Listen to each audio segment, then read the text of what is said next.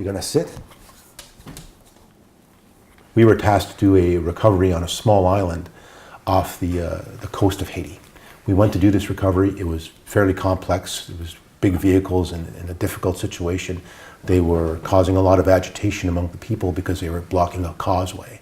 Something happened that agitated the people to the point of volatility. They exploded.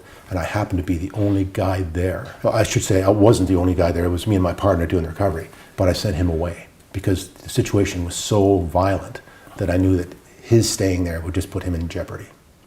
So I sent him away to get some help. That left me on my own with this crowd of people, say about 25, 30 incredibly angry people. They had come towards me sort of like a pack, and I kept backing up to the point where I couldn't really back up any further, and I kept negotiating with them, trying to lighten up the situation. But they had machetes, they had rocks. I know that there was a standard operating procedure when they were going to kill you. What are you going to be found like? Is your body going to be chopped up? Are they going to carry it away? Are they going to throw it in the water?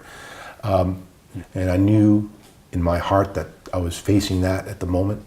So I made a decision to shoot myself after killing a couple of them. So I picked out the guys I was going to kill. I had cocked my sidearm, I only had a 9mm, and of course, because of the rules of engagement, they only give you 10 bullets.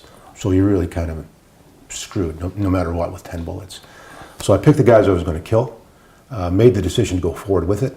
I started to draw my pistol when the Canadian-American Special Forces that were on that island came barreling around the corner.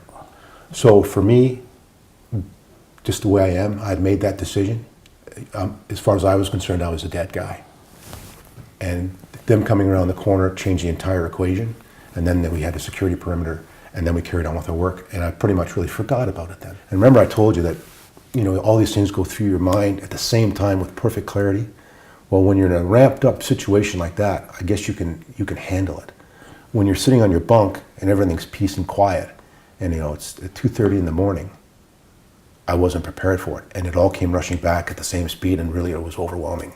And the second night, at 2:15 in the morning, it hit me again. I was on the beach, and that was when my nightmare started. And I woke up, of course, screaming, right? Because I was there with my pistol, ready to kill myself. That's where the dream normally ended, if I was lucky.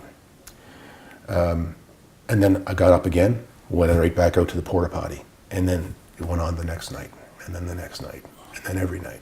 My priorities changed when I came home to really trying to cope with this, because I'd have these nightmares now at home, back in Canada. Yeah. And when I wake up, I wondered where I was, because I expected to be in my tent. Reality changes for me. I wasn't sure if I was actually dead in Haiti, and this was part of the dying process, or was I really at home and having a nightmare? Because it's so real. So I tended to feel things a lot just to make sure that they were actually there. I remember going down to the living room at 2:30 or so in the morning in Pembroke here in Canada, and just feeling the furniture and saying, okay, I'm pretty sure that I made it through that incident and I'm at home. So that's when I went over and I saw the doctor. And again, the first thing at that point, just trying to tell her what was going on, I just broke down. And things get totally, I think, skewed.